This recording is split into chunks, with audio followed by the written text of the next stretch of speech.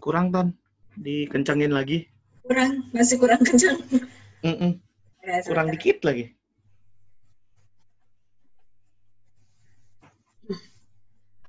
Nah, ini kayaknya udah bagus nih. Oke. Gimana suaranya? Oke nggak? Udah bisa didengar ya? Udah bisa didengar. Selamat siang, Bapak Ibu. Terima kasih banget undangan dari Pak Ihsan. Kita WA dari hari Jumat Sabtu ya, Pak Ihsan ya? Iya, betul. Jadi sedikit mendadak, tapi nggak terlalu mendadak kok untungnya. Jadi permintaan bahwa Bapak Ibu atau teman-teman rekan RRI mau dapat informasi atau mau dapat sedikit pengarahan tentang keadaan finansial nih. Jadi sekarang kan banyak yang WFH, banyak yang mungkin bingung apakah keadaan finansial saat ini udah cukup sehat. Mungkin gak usah terlalu berlama-lama dengan saya bantu moderatorin aja, bantu pandu. Nanti untuk pembicaranya adalah dengan Pak Norman Yuda, nanti Pak Norman Yuda sekaligus memperkenalkan diri. Ini kita sampai 1 jam kurang lebihnya ya Pak Ihsan ya, jadi nanti Pak Norman Yuda mungkin nggak terlalu banyak banget materinya, jadi silakan kalau sudah ada pertanyaan, Bapak Ibu bisa sementara Pak Norman menyampaikan, mungkin bisa di-chat dulu kali ya, Pak Andres, Pak Norman, atau Pak Andres nih manggilin anaknya? Ya, Andres aja. Bukan Pak ya, bro ya. Ketuaan kalau Pak ya. Ya, jadi nanti Mas Andres sambil memberikan materi, kalau ada yang pertanyaan atau ada yang mau disampaikan, boleh di kolom chat dulu, nanti kita bahas satu-satu, baru ada yang secara live juga nggak apa-apa gitu. Terus nanti ada simulasinya juga sedikit, terus kita ada hadiah ya, Mas Andres ya. Oh iya, ada ini sedikit cenderamata nih dari Mandiri Sekuritas buat teman-teman di RRI. Iklan ya, Tan ya? Iya, nanti ada kuisnya, jadi kita kirim ya.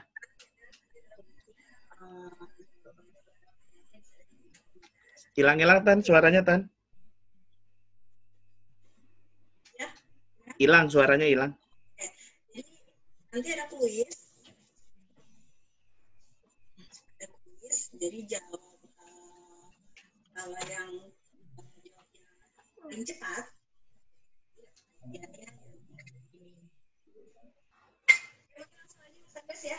Oke, udah bisa dimulai?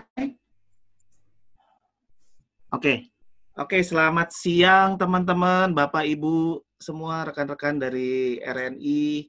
Perkenalkan saya Norman Yuda Aditya Andreswara, Most Advisor dari Mandiri Sekuritas. Panggilannya biasanya Andres, silakan dipanggil Andres saja ya. Sesuai dengan tema yang akan dibahas siang ini, saya mau berbagi atau kita diskusi lah, kita berbagi info, berdiskusi mengenai seberapa sehatkah finansial kamu. Jadi ini sangat-sangat erat sekali kaitannya dengan yang kejadian-kejadian di masa saat ini ya. Kita lagi ada pandemi dan juga perlambatan ekonomi dan lain sebagainya, banyak PHK dan lain sebagainya. Jadi sangat relevan sekali yang akan kita bahas hari ini. Sebelum dimulai, terima kasih atas undangannya, Mas Ihsan. Untuk Mandiri Sekuritas boleh sharing-sharing nih. Semakin banyak kita sharing, semakin senang ya Mandiri Sekuritas ya, karena kita ini salah satu juga yang ditunjuk oleh OJK untuk inklusi dan literasi di keuangan Indonesia. Ya, tidak berlama-lama, silakan kita masuk ke ini kan, share berikutnya. Next.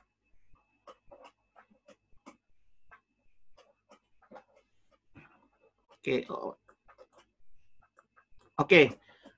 Sebelum kita masuk ke seberapa sehat finansial kita, di sini saya mau ngasih gambaran umum tentang investasi adalah segala hal yang kita lakukan di saat sekarang adalah untuk keuntungan kita di kedepannya ya, teman-teman. Jadi kita ini udah nyiapin dari sekarang untuk masa depan. Dan pastinya di masa depannya ini kita maunya yang bagus-bagus. Jadi investasi itu sebetulnya nggak selalu harus uang, bisa juga pendidikan ke anak, mungkin kita berdoa juga, mungkin kita sholat ya supaya nanti bisa masuk surga dan lain sebagainya. Jadi segala hal yang kita lakukan saat ini demi kebaikan di masa yang akan datang, itulah investasi. Jadi ini terkait sekali relevan dengan kondisi seberapa sehatkah finansial kamu. Nah, sebelum saya masuk ke detailnya, saya mau jelasin lagi sedikit. Jadi sebelum kita mengukur seberapa sehat finansial kita, kita harus juga mengetahui di mana posisi kita, ya. Jadi misalnya kita seorang mahasiswa atau mahasiswi, itu berbeda cara untuk kita melihat kondisi keuangan kita.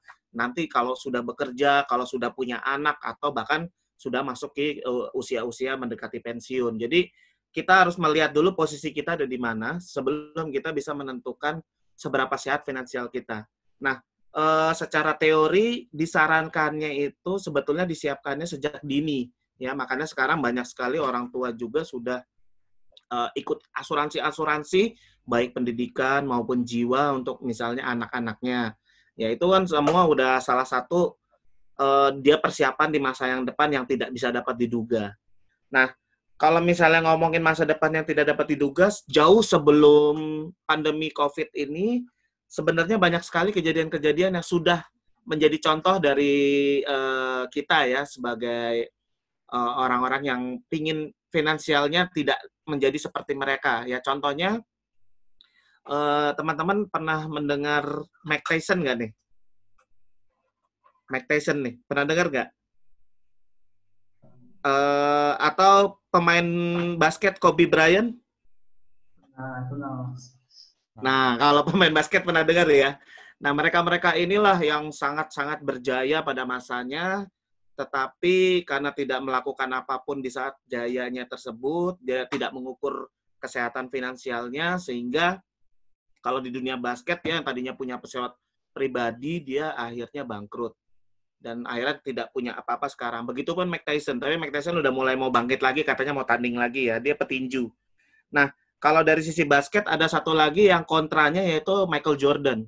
Jadi Michael Jordan dulu waktu pas masih jaya itu dia mengumpulkan uangnya, justru menginvestasikan uangnya ke sebuah klub basket ya, yang waktu itu belum terkenal, tapi dia beli dengan harga yang murah, dia manajemen dengan caranya dia, dan akhirnya sekarang menjadi salah satu klub basket NBA terkenal. Dan akhirnya sampai sekarang Michael Jordan tidak mengalami kekurangan apapun dibandingkan tadi yang satunya yang saya sebutkan. Jadi itu salah satu contoh kalau kita tidak melakukan cek finansial kesehatan keuangan kita sedini mungkin gitu ya. Nah, terus sebelum, kalau di Indonesia sendiri tahun 98 banyak lah waktu pas krisis, banyak juga yang kena PHK, banyak juga yang kena ke perusahaannya bangkrut dan lain sebagainya, sehingga saat itu yang tadinya mereka sukses, akhirnya mereka sekarang mengalami kebangkrutan dan lain sebagainya ya. Jadi itulah tadi beberapa contoh-contoh orang-orang yang tidak menilai kondisi keuangannya dari saat ini. Jadi dia mikir, ya udah gimana besok. Dan itu pun saya juga dulu sama halnya, saya juga melakukan hal itu ya. Saya bukannya gimana entar, tapi kalau saya entar gimana, itu pokoknya saya serahkan aja lah, udah saya cuek aja dulu seperti itu ya. Dan ternyata itu memang salah karena banyak sekali contoh-contohnya, dan ditambah di kondisi pandemi sekarang makin banyak lagi contoh-contoh nyatanya di depan kita. Oke, next, Maidan. Nah, kalaupun ya kita tidak memiliki masalah apapun, ini nih yang satu hal yang tersembunyi di kondisi keuangan kita itu adalah yang namanya inflasi. Jadi inflasi itu akan terus menggerus nilai dari harta kita ya. Jadi yang kalau kita tidak ngapa-ngapain, uangnya kita diamkan saja, tidak ditaruh di suatu instrumen, maka kemungkinan besar nilainya atau daya belinya akan terus melemah, sehingga akhirnya hasilnya ini di masa yang akan datang tidak bisa maksimal.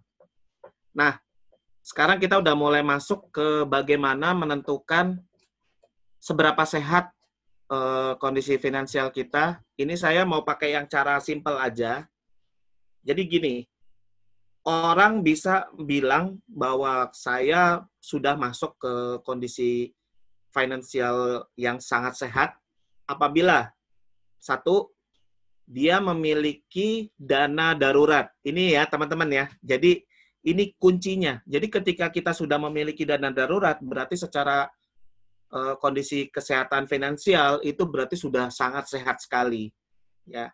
Nah, apa itu dana darurat? Dana darurat adalah dana yang kita siapkan untuk 6 bulan ya. Dana ini 6 bulan dari pengeluaran kita. Jadi kalau teman-teman misalnya kalau saya lihat hawa-hawanya nih gajinya rata-rata 20 juta ya Mas ya. Mas Isan ya. Nah, misalnya dari 20 juta ini pengeluarannya misalnya 9 juta setiap bulan. Wah, berarti yang dihitung dari dana darurat bukan dari 20 jutanya, tapi dari 9 jutanya ini. Ya, entah beli buat makan, buat bayar sekolah, dan lain sebagainya, untuk anak dan lain sebagainya kita siapkan, dihitung setiap bulan itu rata-rata 9 juta. Nah, inilah dana darurat yang kita siapkan 9 jutanya ini. Disiapkan sampai dengan 6 bulan ke depan. Jadi kita siapin 9 juta dikali 6. Nah, kalau dana darurat ini sudah siap, berarti artinya kita sudah mencapai level sangat sehat. Tapi problemnya adalah kita nggak kenal nih dana darurat nih. Akhirnya kita banyak melakukan yang namanya investasi ya. Investasi, tidak mengurus yang dana daruratnya dulu nih. Padahal levelnya itu harusnya dana darurat dulu. Ketika teman-teman sudah memiliki dana darurat, baru masuk ke investasi. Jadi itu ya, jadi jangan dibalik. Investasi dulu baru dana darurat. Itu yang salah, banyak orang salah melakukannya. Kenapa? Karena yang terjadi, mohon maaf ya teman-teman ya, ini mungkin ada yang udah tahu, mungkin ada yang belum tahu. Nilai-nilai saham di tahun 2020 ini justru mengalami diskon yang besar-besaran. Ya. Sehingga kalau itu tadi investasinya buat dana darurat teman-teman, kalaupun dijual, kita nggak akan dapat hasil yang maksimal. Kenapa? Karena mungkin kita waktu itu beli sahamnya, misalnya contohnya BRI ya. Sahamnya BBRI kita beli di 4.000, sekarang harganya udah 2.800 misalnya. Nah, kita jual, kita memang akan memiliki uang, tapi hasilnya tidak akan maksimal. Ya, jadi kita harus membedakan mana dana darurat, mana investasi. Terus yang benar bagaimana? Sudah punya dana darurat, baru kita masuk ke level investasi. Nah, nanti kita bahas juga dana darurat ini bagusnya dimasukin di mana, itu saya bahas. Investasinya juga yang seperti apa nanti kita akan bahas. Nah, bagaimana setelah saya cek, wah, saya belum bisa mengumpulkan dana darurat nih. Kenapa? Karena saya ada cicilan. Karena saya ada cicilan rumah, cicilan kendaraan, dan lain sebagainya. Nah, memang teman-teman, kalau misalnya kita lagi ada cicilan dan lain sebagainya, kita harus fokus dulu di sana, ya, fokus di sana. Tapi tetap ya, diusahakan kita pelan-pelan menyisihkan sebagian kecil kita ke dana darurat ini, ya. Jadi walaupun kita lagi ada cicilan dan lain sebagainya, nah ini kalau udah punya cicilan itu udah otomatis teman-teman udah tahu ya kondisi kesehatan finansialnya di area mana ya.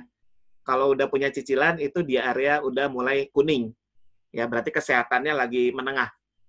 Nah, kalau yang kesehatannya udah merah bagaimana? Ya yang istilahnya orang zaman dulu bilang lebih besar pasak daripada tiang. Jadi gaji itu assalamualaikum ya. Setiap datang assalamualaikum, langsung wassalamualaikum lagi. Dia langsung pergi lagi ke tempat lain. Jadi udah gajinya lewat doang. Nah, sisanya yang tersisa ini untuk kita bertahan survive selama sebulan.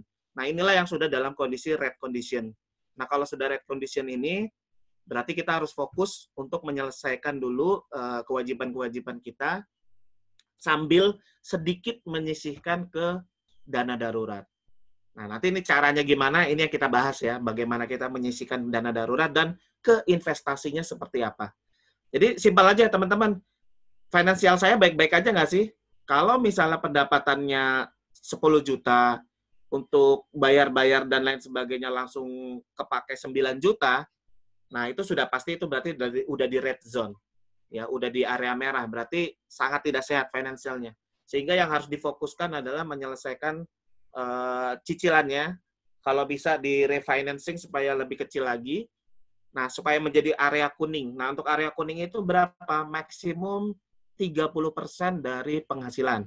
Jadi dari 30% kita itu untuk bayar cicilan itu udah oke, kesehatannya udah di level menengah ya. Jadi nggak terlalu sehat-sehat banget, tapi juga nggak sakit-sakit banget. Itu ketika cicilan itu maksimum 30% dari pendapatan kita. Nah, kalau misalnya cicilannya udah nggak ada, waduh, ini kayaknya hampir mustahil sih. Di hidup di kota besar kayaknya sama sekali nggak punya cicilan, kayaknya nggak ada ya ceritanya ya.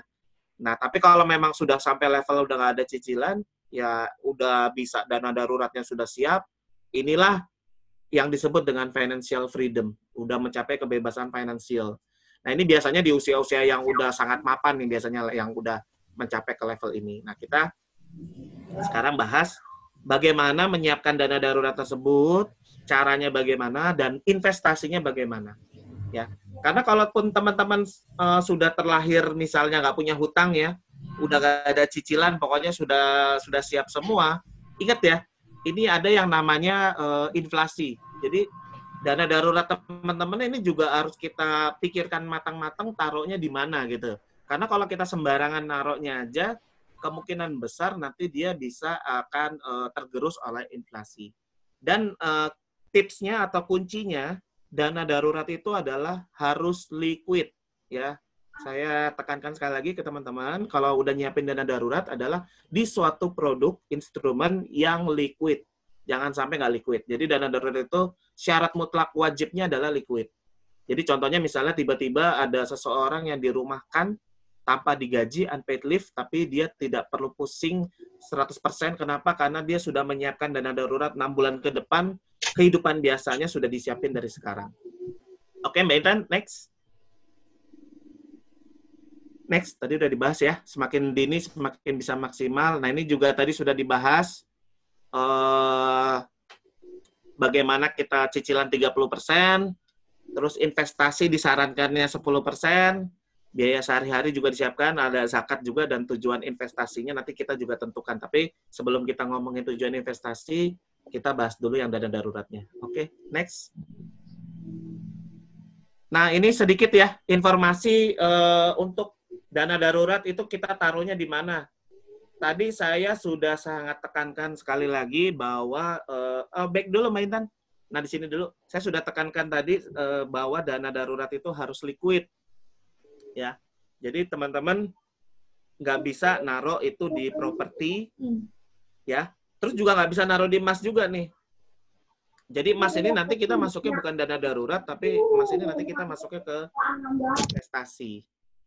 Nah, bagaimana kalau kita naruh di tabungan atau deposito? Itu sangat liquid ya untuk tabungan, tapi untuk deposito kalau kita cairkan tiba-tiba belum waktunya, kita kena penalti. Jadi ternyata tabungan dengan deposito ini bukan juga tempat kita menaruh dana darurat, saran dari saya. Kenapa?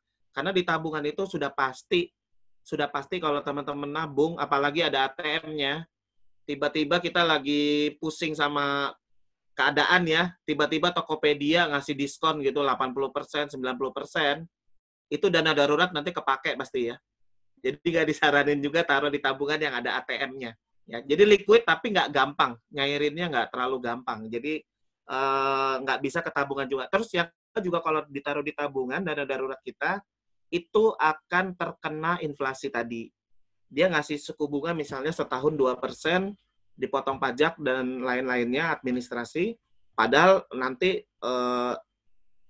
inflasinya bisa 3,5 atau bahkan 4,5% ke atas. Nah, kalau itu yang terjadi kan berarti kan kita gagal kan melindungi aset kita dari inflasi. Jadi tabungan juga bukan tempat untuk naruh dana darurat. Nah, mata uang asing ya oke lah, dia juga liquid ya mata uang asing, tapi tadi itu dia fluktuasinya juga sangat tinggi sehingga untuk mata uang asing juga tidak disarankan. Jadi yang ada di gambar ini yang masuk ke dana darurat belum ada ya. Ini properti investasi, emas investasi, obligasi saham investasi, terus mata uang asing juga investasi. Oke, next Mbak Intan. Next dulu Mbak Intan. Kita langsung ke next lagi. Ini dibahasnya nanti. Lagi, next. Ini nanti kita bahas. Ya. Nah, Ini ada data yang kami tampilkan ya, teman-teman. Ini yang grafis warna merah itu adalah deposito. Deposito ya, yang warna merah. Terus yang warnanya hijau ini adalah indeks harga saham gabungan. Ya, jadi kalau teman-teman lihat imbal hasilnya memang paling tinggi ada di mana? Ada di IHSG, tapi sangat fluktuatif dia ya, naik turunnya kayak roller coaster. Dan ini ada yang warnanya biru itu obligasi. Nah, ini instrumen-instrumen investasi yang nanti bisa kita masukin contohnya. Tapi lagi-lagi, di sini dana darurat belum ada. Nah, jadi kalau teman-teman masih bingung, ini dana darurat mendingan taruh di mana sih sebetulnya? Nah, saran dari saya, Mbak Intan, cari back dulu ya, tolong. Oh, next, sorry, next lagi. Iya. Nah, ini ya teman-teman ya. Jadi di pasar modal Indonesia kita ini ada yang dikenal dengan produk yang namanya reksadana. Reksadana ini adalah produk-produk yang dikeluarkan oleh yang namanya manajer investasi. Mungkin teman-teman pernah dengar manajer investasi yang ternama di Indonesia itu biasanya asing ya. Ada Schroders, ya terus ada misalnya Asmore, terus ada macam-macam, banyak sekali manajer-manajer investasi yang ada di Indonesia, dan juga ada beberapa manajer investasi yang kemarin ditutup dengan beberapa kasus yang nggak saya bahas lebih detail, tapi poinnya ada beberapa yang ditutup. Nah, jadi di sini untuk produk reksadana teman-teman juga harus sangat perhatikan reputasinya dari fund manager tersebut. Nah, ini sedikit iklan. Kami Mandiri Sekuritas punya anak perusahaan yang namanya Mandiri Manajer Investasi. Nah, ini juga adalah salah satu fund manager yang punya reputasi di Indonesia ya. Selain tadi ada Schroders, terus dan yang lain-lainnya, yang dari luar negeri maupun yang dari dalam negeri. Nah, kalau di Mandiri itu, di Mandiri Group kita adanya namanya Mandiri Manajer Investasi atau MMI. Nah, di MMI ini dia akan mengeluarkan secara umum 3 produk. Produk yang pertama itu disebut dengan reksadana saham. Reksadana saham berarti si fund manager ini mengelola dana masyarakat atau mengelola dana investor untuk dibelikan instrumen-instrumen majoritinya adalah saham. Ya. Jadi ini untuk teman-teman yang biasanya bingung, saya nggak tahu nih beli saham apaan gitu ya. Nah, biasanya daripada mereka-mereka ini sibuk pusing memikirkan beli saham apa, biasanya mereka akhirnya kita nih sebagai investor ya udah memutuskan, ya udah deh titipin aja uangnya ke fund manager, saya beli reksadana sahamnya dia, biar si fund manager yang beliin saham-sahamnya. Jadi dia yang pusing. Nah, kalau hasilnya bagus buat saya juga, tapi ada resiko yang sama, di mana kalau misalnya si fund manajernya saham yang dia beli pada turun, ya automatically juga kita sebagai investor asetnya juga akan mengalami penurunan. Jadi kalau ada pertanyaan, saya beli reksadana saham dengan beli saham langsung, resikonya dan untungnya sama nggak? Saya bilang sama ya, karena produknya juga sama. Bedanya mekanismenya, mau beli sendiri boleh atau mau dibelikan oleh fund manager. Nah, reksadana saham ini buat dana darurat oke? Tidak, karena sangat fluktuatif. Jadi kita skip ya untuk ngomongin dana darurat ini di yang saham. Oke. Next-nya di sini ada produk fund manager yang nama reksadana pendapatan tetap atau reksadana obligasi. Jadi si fund manager ini akan mengelola uang investor untuk dibelikan atau diinvestasikan di produk-produk surat hutang. Ya, ada yang surat hutang dari swasta, dari perusahaan-perusahaan swasta atau BUMN, atau dia membeli reksadana-reksadana pemerintah yang nilainya mungkin fantastis dan tidak bisa dibeli oleh retail ya. Misalnya surat hutang negara, minimalnya 1 miliar gitu. Nah, investor cuma punya duit 5 juta. Nah, dia dengan caranya membeli obligasi reksadana pendapatan tetap tadi, maka berkesempatan untuk mendapatkan manfaat dari obligasi-obligasi yang nilainya tadi tinggi-tinggi tersebut gitu ya. Jadi ini solusi buat mereka-mereka yang mau investasi di surat hutang tapi dananya terbatas gitu ya contohnya ya. Nah, apakah ini disarankan untuk dana darurat? Jawabannya adalah sekali lagi tidak. Karena reksadana obligasi walaupun ini dia dibilangnya pendapatan tetap, tapi ternyata pendapatannya tidak tetap ya. Itu hanya istilahnya aja teman-teman, jadi jangan terkecoh dengan yang sebutan reksadana pendapatan tetap. Kenapa? Karena reksadana obligasi ini atau pendapatan tetap ini sangat-sangat berpengaruh dengan kebijakan pemerintah dalam mengatur BI rate ya. Jadi kalau BI rate-nya naik, ya automatically nanti dia bisa saja harganya malah turun gitu. Jadi dia selalu berbanding terbalik dengan BI rate. Kalau BI rate turun baru dia bisa naik nilainya. Jadi ini pun fluktuatif ya, dan ada resiko kalau misalnya fund manajernya ini beli obligasinya yang punya swasta dan gagal bayar.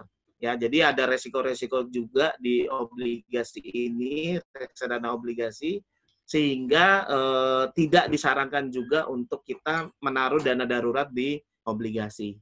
Nah, jawabannya ya benar sekali teman-teman. Saran dari kami untuk dana darurat, teman-teman RNI nanti ya disarankan bisa masuk ke reksadana pasar uang, tapi tentunya teman-teman harus memilih fund manager yang punya reputasi baik. Nah, kalau teman-teman nanya kenapa kok reksadana pasar uang untuk dana darurat, yang pertama, reksadana pasar uang ini liquid, ya, sangat liquid.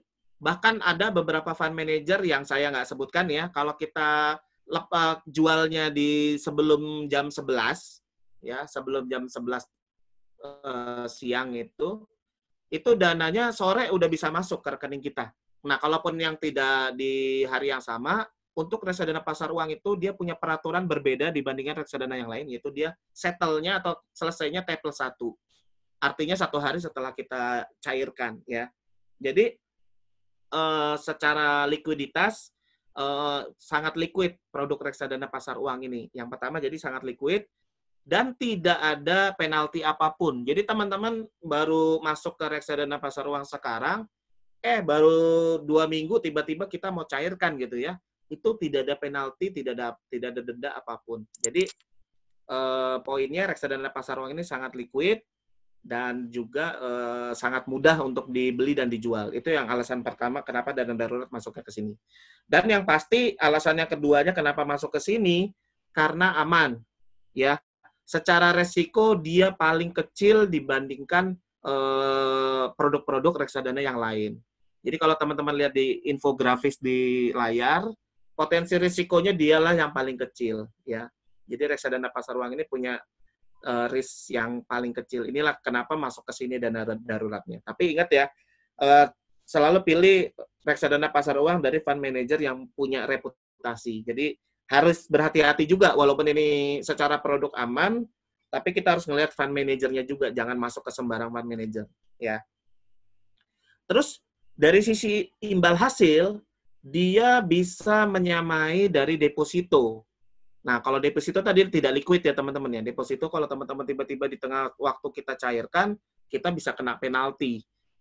Kalau si reksadana pasar uang ini dengan imbal hasil yang sama dengan deposito, bahkan kadang-kadang ada yang bisa kasih lebih di atas deposito, dia tidak akan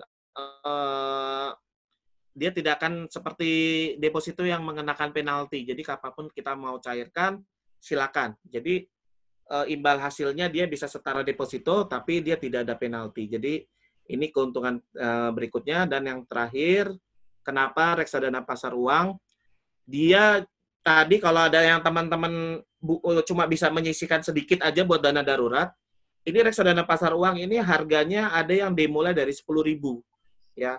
Ada yang 10.000, ada yang 50.000, ada yang 100.000. Nah, jadi kalau misalnya teman-teman katakanlah bisa menabung 2.000-an per hari ya, itu bisa kita switch nanti kalau sudah terkumpul kita masukkan ke reksadana pasar uang, karena untuk minimal pembeliannya sangat murah ya, sangat kecil lah untuk reksadana pasar uang.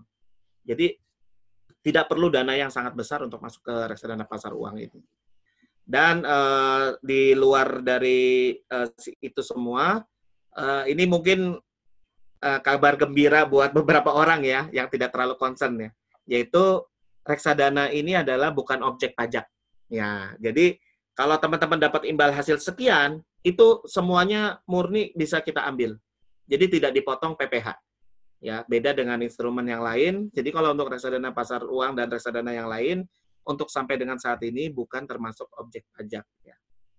Nah, itulah yang saya bahas untuk reksadana pasar uang. Ini sangat fit, sangat cocok untuk teman-teman masukkan ke untuk persiapan dana darurat yang jumlahnya yang paling idealnya adalah 6 bulan dari pengeluaran kita selama 1 bulan. Sehingga misalnya kita sebulan rata-rata pengeluaran 9 juta, kita siapkan untuk dana darurat ini 9 dikali 6.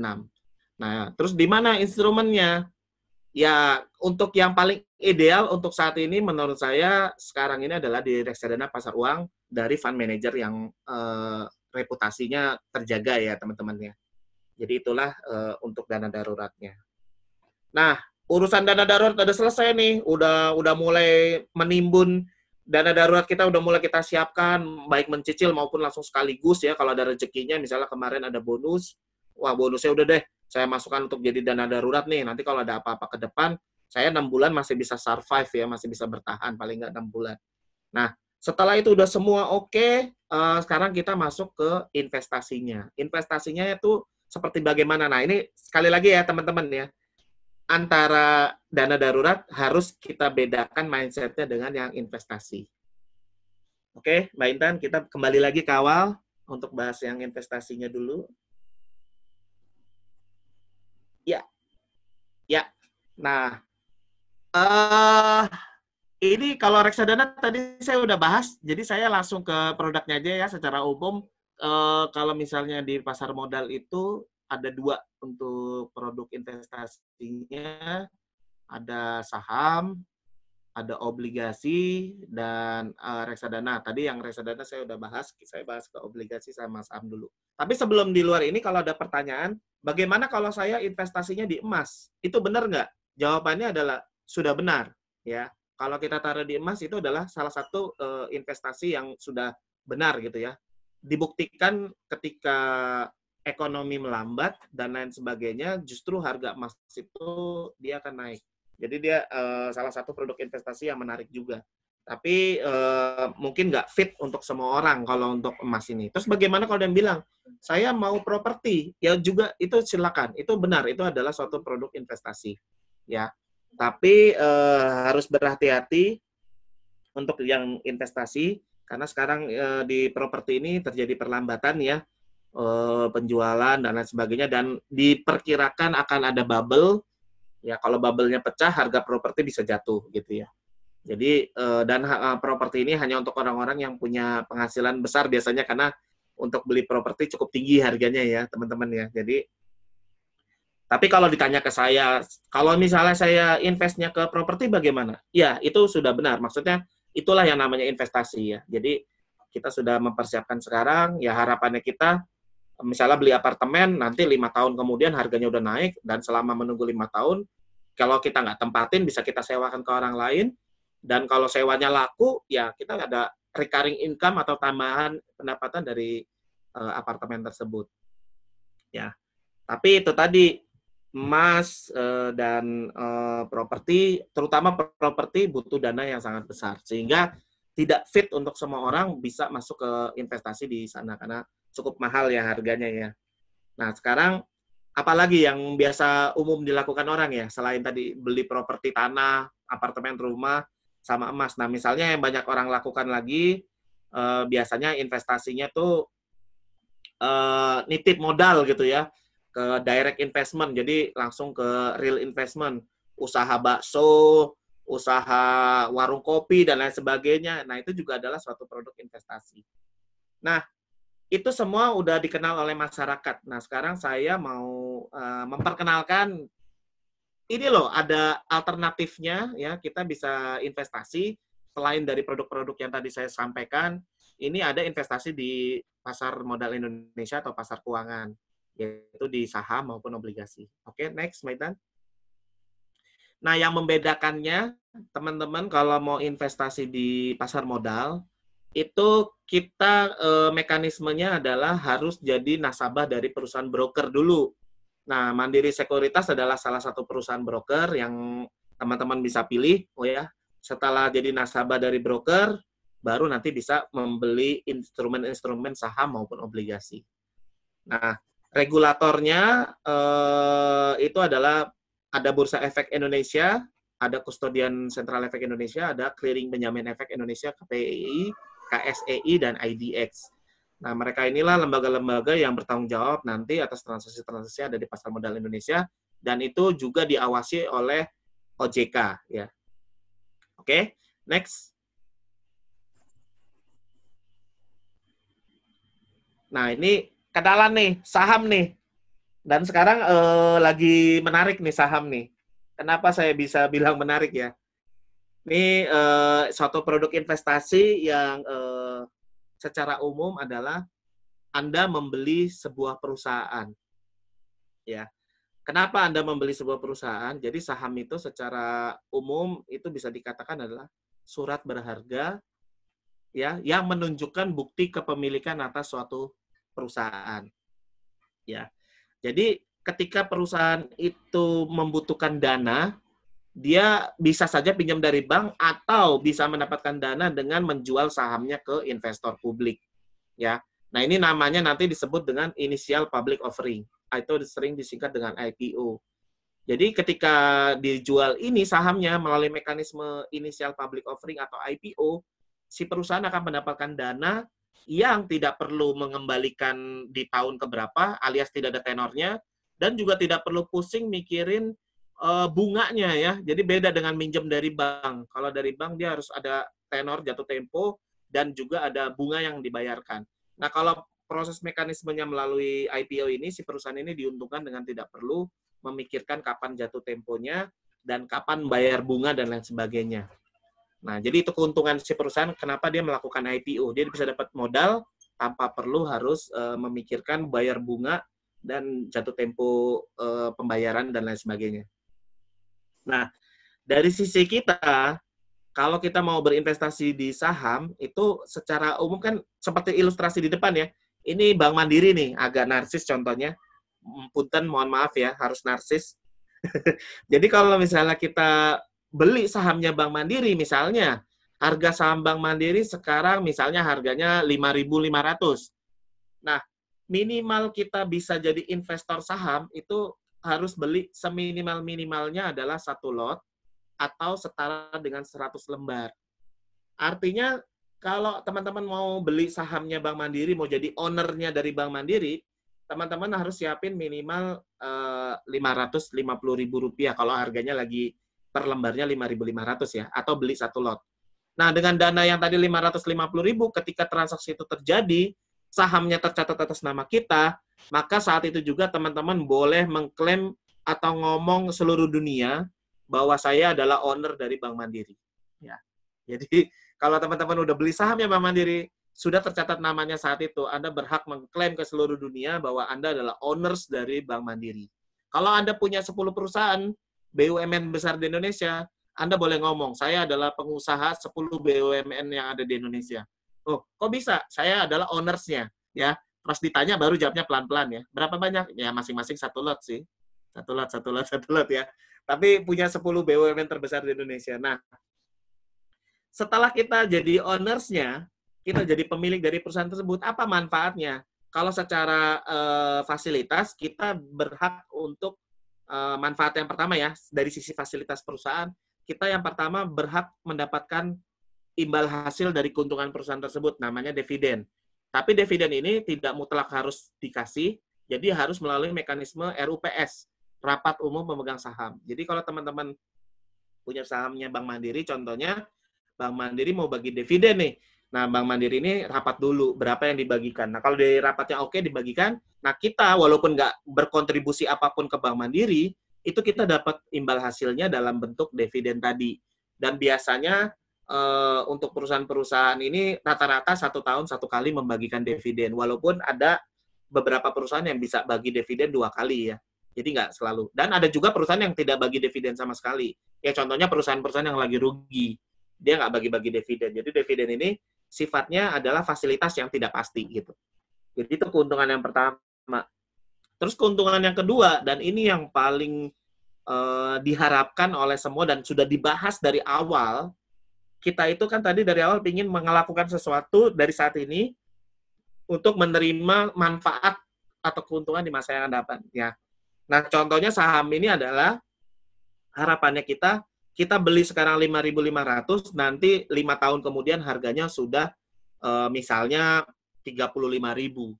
Sehingga kita bisa mendapatkan profit kalau sahamnya dijual 5 tahun mendatang di harga 35.000. Nah, inilah yang disebut dengan capital gain.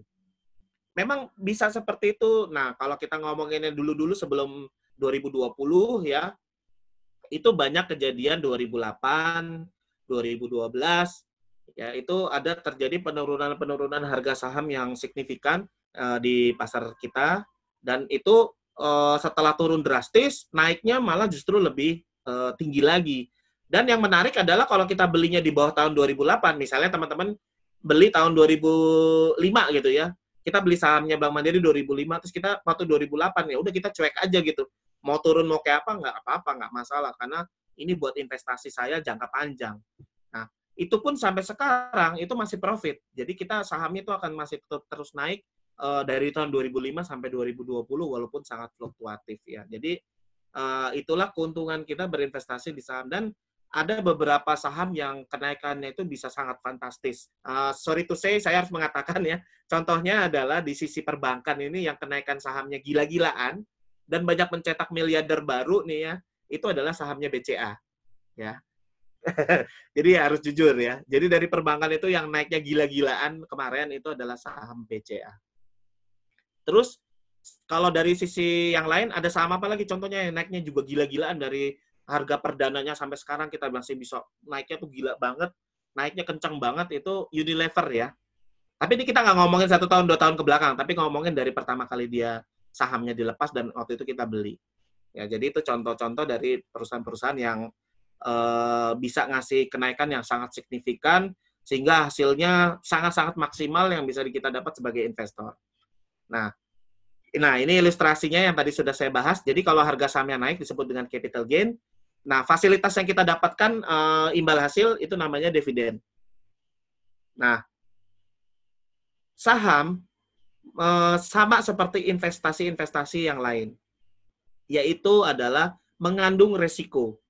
Jadi sekarang sekalian saya kasih tips ke teman-teman biar nggak akan kena dan tidak akan pernah kena juga ya, sama pihak-pihak yang memberikan penawaran di mana dia kasih imbal hasil yang menarik, tapi dia bilang nggak ada resiko.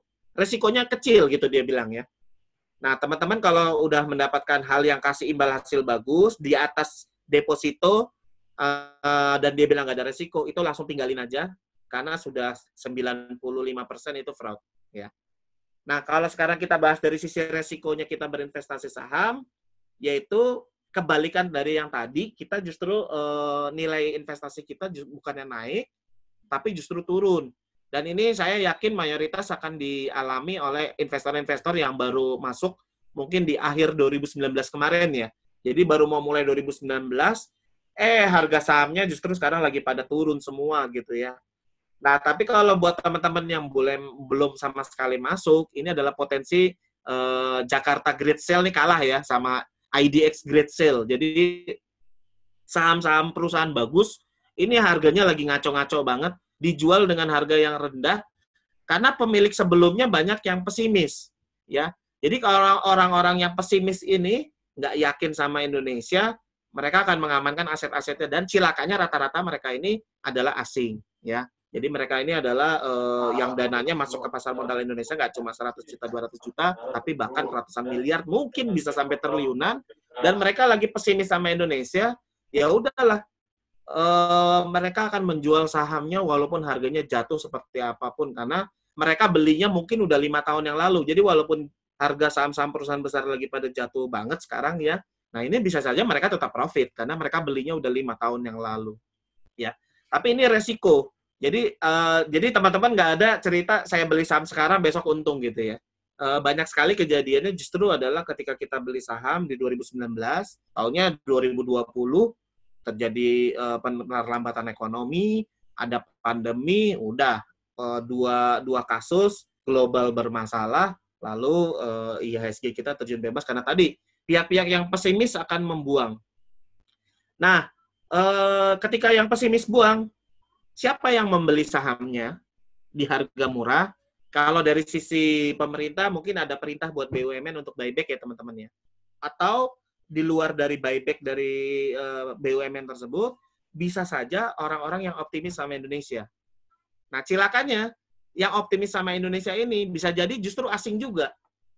Tapi beda dengan asing yang pertama. Ini asing mungkin dari negara yang berbeda, atau mungkin dari sumber pendanaan yang berbeda. Nah, ini asing yang mau masuk dengan posisi positif, dia biasanya akan menawar harga yang lebih rendah lagi, sehingga harganya akan terjun bebas. Nah, kita kalau retail, beli saham harga 1.000, baru pegang 2 bulan tinggal 400, biasanya kita akan mengalami shock ya, melihat kondisi keuangan, loh, investasi kan mau untung, ini kok malah dari harga 1.000 jadi cuma 400. Nah, akhirnya kita lihat di market orang pada jualan juga, yang tadi pesimis-pesimis pada buang barang, akhirnya kita ikut-ikutan jual dan kita akhirnya mengalami kerugian. Nah, itu resikonya.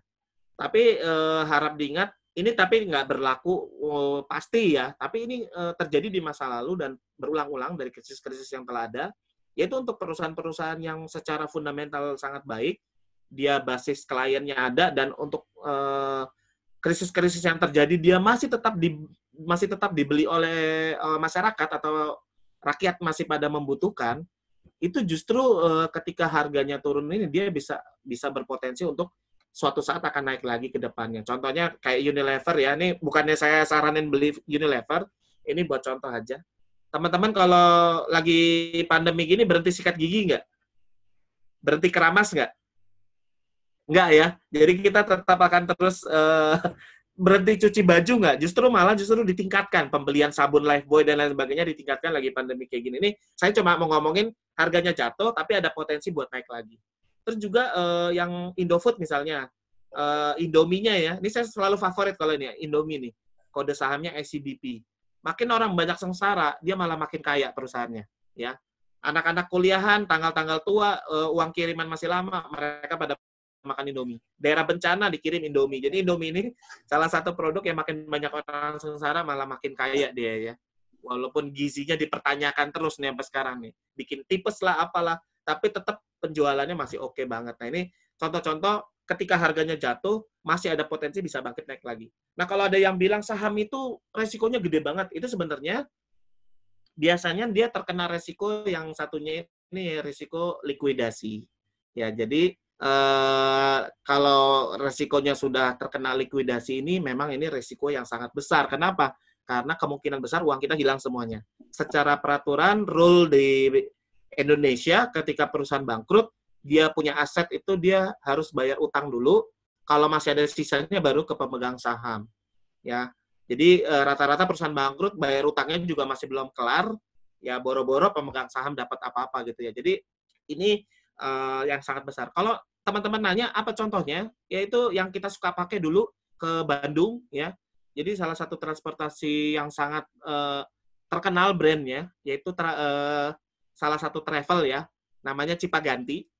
Itu dia dulu dia sangat masif, dia agresif bikin usaha-usaha baru, dia listing untuk dapat modal ya, tapi karena usaha barunya justru masuk ke batu bara dan batu baranya harganya anjlok, penyewaan kendaraan beratnya juga nggak jalan karena waktu itu lagi harga komoditas lagi pada turun, akhirnya Cipaganti bangkrut. Nah, sampai sekarang pemegang saham Cipaganti tidak mendapatkan apapun. Ya, jadi kalau ada yang bilang resikonya apa sih yang paling besar dari saham, yaitu ketika kita membeli sahamnya terus perusahaannya bangkrut ya teman-teman ya. Nah, kalau tadi harganya lagi turun-turun, masih ada potensi bisa naik lagi. Itu kejadian di 2008. Oke, next Mbak Intan. Next. Nah, ini ya, ini contohnya nih roller coasternya tadi. Nah, ini contohnya roller coasternya. Oke. Oke, next. Nah, Saya obligasinya bahasnya di grafik yang sebelumnya aja, Mbak Intan. Nah, ini di sini ya. Nah, ini teman-teman bisa lihat di tengah-tengah yang warna biru ini adalah obligasi. Ya, jadi obligasi ini secara umum disebut dengan surat hutang. Jadi beda kalau perusahaan ini mengeluarkan surat hutang berarti perusahaan ini harus bayar. Ya, jadi ada jatuh temponya. Obligasi itu rata-rata umurnya antara 5 sampai 10 tahun. Jadi ketika misalnya Bank Mandiri ingin agresif ada meminjamkan proyek nih. Nah, tapi Bank Mandiri kasnya dia mau menambahnya dari sisi mana nih? Dia mau nerbitin surat hutang akhirnya. Nah, si obligasi ini diterbitkan oleh Bank Mandiri, misalnya jatuh temponya ada yang 5 tahun, ada yang 8 tahun, ada yang 5 tahun, ada yang 9 tahun, mungkin ada yang sampai 12 tahun gitu ya. Nah, dari seri-seri yang ditawarkan, Bank Mandiri menerbitkan obligasi. Nah, bedanya obligasi sama saham adalah kalau obligasi sudah ditentukan di awal. Jadi tadi Bank Mandiri nerbitin yang seri 5 tahun misalnya, itu dia kasih 6,75. Nah, kalau misalnya saham tadi kita nggak tahu nih, setahun dapat berapa, 2 tahun dapat berapa, 3 tahun dapat berapa. Nah, kalau obligasi ini kita sudah bisa menentukan, oh, kalau saya punya instrumen obligasi si A, berarti saya bisa dapat segini setahun, sehingga investasi saya bisa mengalahkan inflasi. Ya. Dan yang menariknya dari obligasi adalah imbal hasilnya bisa di atas deposito, bisa di atasnya reksadana pasar uang, tetapi secara risk dia di bawah dari saham.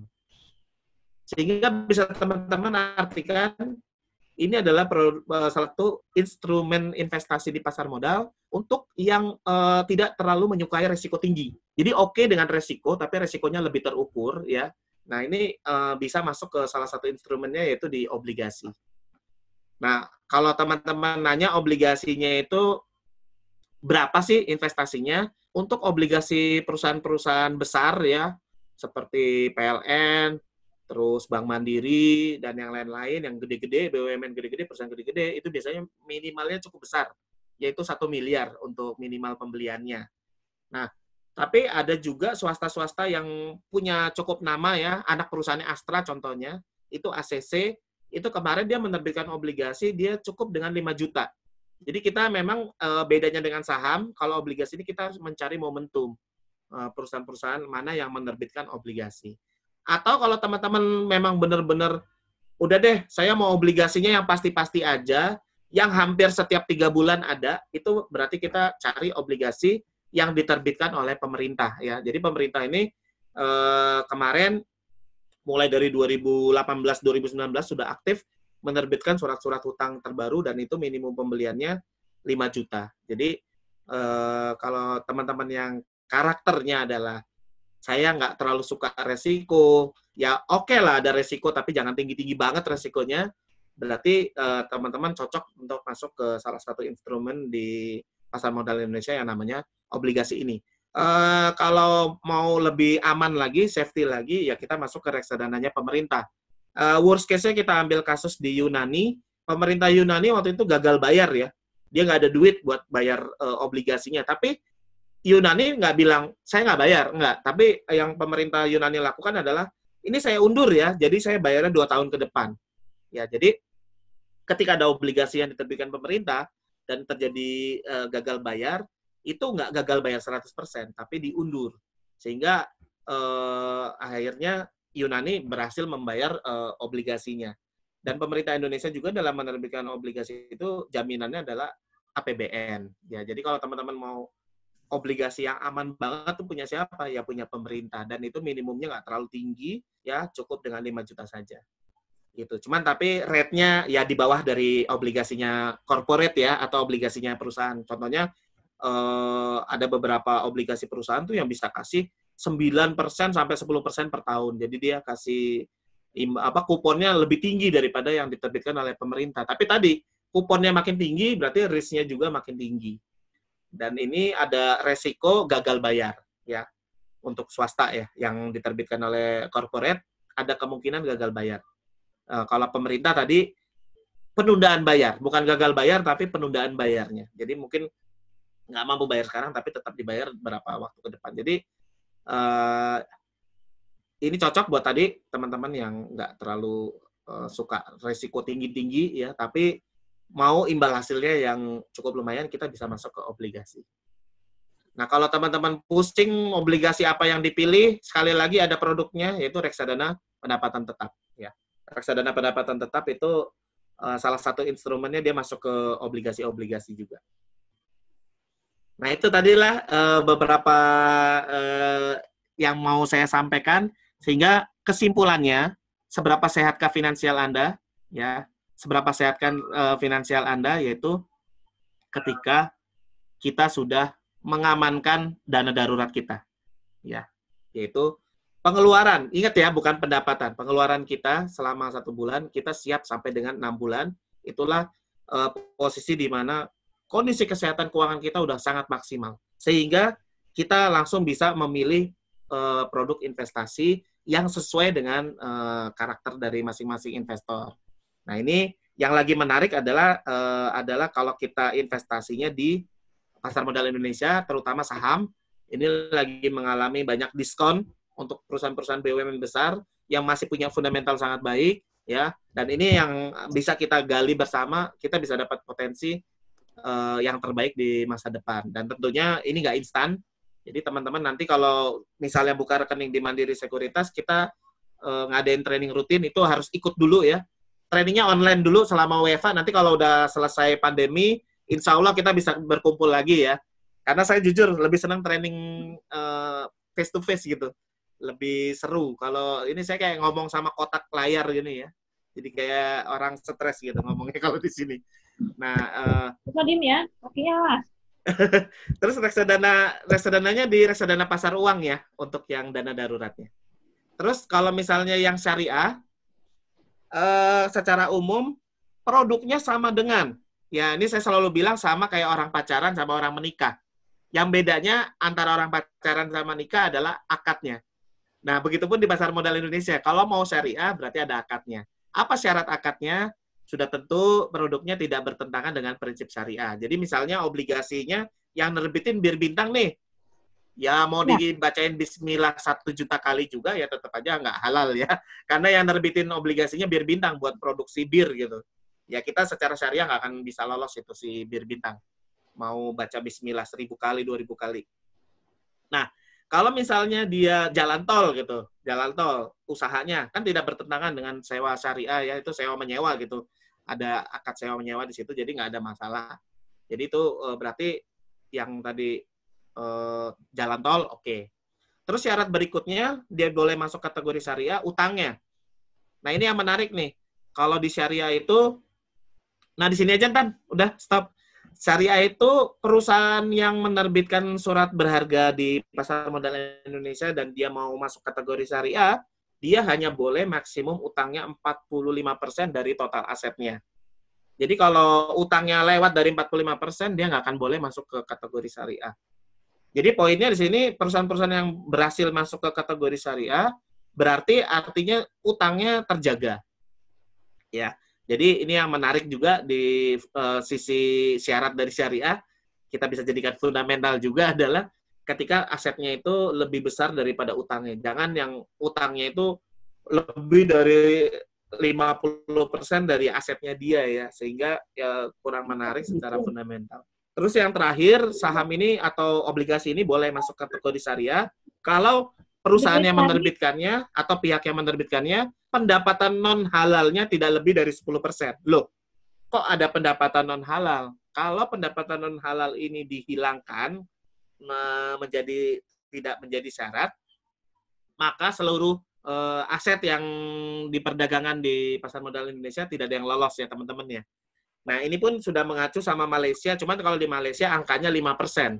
Kalau di Indonesia itu maksimum 10%. Apa itu pendapatan non halal? Contohnya Astra.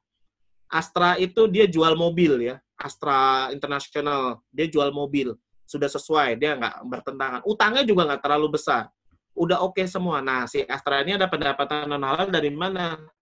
Dia punya aset taruh di bank. Nah, dari si bank dia mendapatkan bunga. Ya, apalagi kalau perusahaan naruh uang gede, biasanya dapat special rate dia, dapat kuponnya yang lebih dapat bunganya lebih bagus lagi.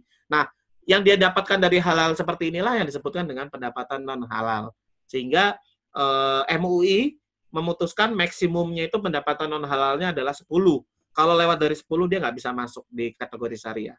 Nah, kalau teman-teman tanya saham di Indonesia dari 640-an yang masuk ke syariah itu berapa? 400-an ya teman-teman ya. Kalau saya nggak salah terakhir itu 430 saham. Sudah 430 saham yang masuk kategori syariah. Jadi banyak juga yang sudah sesuai dengan syariah. Cuman ya tadi, kalau sudah rokok, sudah bir bintang, mau gimana juga nggak akan bisa masuk ke kategori syariah, kecuali bir bintangnya sudah ganti brand, tidak menjual alkohol lagi. Ya. Jadi kalau ada pertanyaan, saham itu haram nggak? Ya, kalau detailnya saya nggak berani jamin bisa jawab ya atau tidak, tapi secara prinsip saya menyampaikan bahwa Majelis Ulama Indonesia melalui DSN ya, Dewan Syariah Nasionalnya, sudah mengeluarkan fatwa tentang investasi di pasar modal Indonesia yang syariah seperti apa. Jadi kalau teman-teman yang mau syariah juga ada gitu. Wadahnya juga ada gitu. Cuman memang tidak 600 pilihan saham atau tidak semua obligasi ya. Untuk obligasi sendiri yang masuk kategori syariah disebutnya dengan sukuk. Biasanya BUMN kayak PLN, Bank Mandiri, PLN ya, Bank Mandiri kan dia nggak masuk syariah. Kalau untuk yang PLN itu biasanya dia nerbitinnya 2. Ada yang konven, ada yang syariah. Jadi investor boleh milih yang mana. Gitu ya. Karena secara prinsip nanti ada akadnya kalau yang syariah. Ya, itulah tadi kurang lebih yang saya sampaikan saat ini. Untuk selanjutnya prakteknya dilanjutkan oleh Mbak Intan dan kita masuk ke sesi tanya jawab ya. Iya. Oke, teman-teman, sampai ketemu di sesi tanya jawab nanti. Untuk waktu dan tempat saya persilakan Mbak Intan untuk melanjutkan. Oke, terima kasih. Ini udah banyak pertanyaan sih, Mas Andres. Jadi, ya. Tadi udah dijelaskan semua produk pasar modal. Nanti saya kasih di chat juga. Pasti pertanyaannya, bagaimana sih cara jadi nasabah Mandiri Sekuritas ya? Jadi, untuk membeli produk pasar modal, itu ya harus punya rekening di sekuritas. Salah satunya di Mandiri Sekuritas. Ini saya share gimana sih mekanisme untuk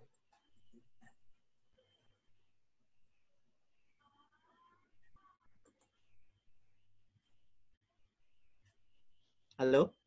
Sambil nunggu Mas Andes mungkin jawab pertanyaan dulu nih. Tadi yang pertama kali ada yang nanya kalau kartu kredit itu masuk kategori dana darurat nggak ya?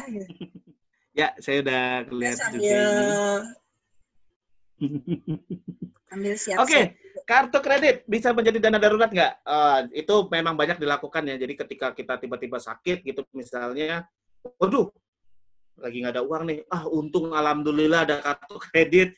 Terus kita bayar pakai kredit, akhirnya kita tidak dipusingkan oleh masalah di rumah sakitnya. Tapi masalah berikutnya akan hadir setelah itu. Jadi kartu kredit itu kalau kita tidak membayar sesuai dengan jadwalnya, maka kita terkena yang namanya bunga, denda bunga. Jadi bunga berbunga. Jadi bisa bunga berbunga. Jadi mungkin ini dana daruratnya saya setuju juga. Mungkin syaratnya ada ya. Jadi ketika kita sudah pakai dana daruratnya ini, nanti kemudian pas kita mau membayarnya dengan cara yang kalau bisa sih pakai fasilitas yang 0% ya teman-teman ya. Nah kalau misalnya nggak ada fasilitas 0% ini akan menjadi masalah. Karena tadi itu bunga berbunga. Sehingga aset kita malah justru akan tergerus untuk membayar bunga tersebut. Jadi boleh-boleh aja jadi dana darurat kartu kredit, tapi syaratnya cari yang pakai fasilitas bisa 0% selama 24 kali gitu misalnya. Sehingga artinya kita membayar dengan yang kita pakai itu sama dengan. Ya, walaupun prinsip aslinya sih dana darurat itu sebenarnya harusnya terus berkembang gitu ya. Dengan adanya penambahan dari kupon atau dari kenaikan harga dan lain sebagainya. Itu tadi jawabannya. Oke? Langsung lanjut Mbak Intan dulu aja ya. Iya, di nanti kita jawab lagi. Ya. Oke. Nanti ya Mas Andres ya? Udah. Nah, oke. Ini jadi, ini adalah contoh, bukan contoh sih, ini adalah aplikasi untuk online tradingnya. Jadi karena sekarang udah sistemnya online, jadi kalau Bapak Ibu mau beli saham, misalkan tadi dana daruratnya untuk reksadana, itu semuanya sudah online. Nah, nama aplikasinya adalah MOST. Jadi nanti bisa di-download di Play Store, di semua handphone.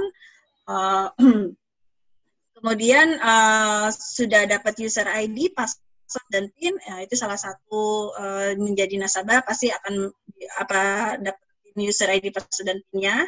Nah, kalau udah masuk ke aplikasi MOS-nya, ini yang versi mobile Bapak Ibu, jadi simpel banget.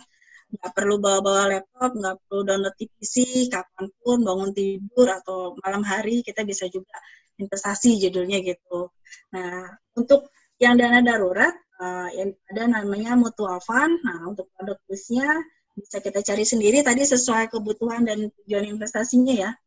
Jadi kalau misalkan tadi kategorinya dari Mas Andres bilangnya reksadana pasar uang dulu nih untuk dana darurat yang jangka pendeknya. Jadi bisa pilih di money market.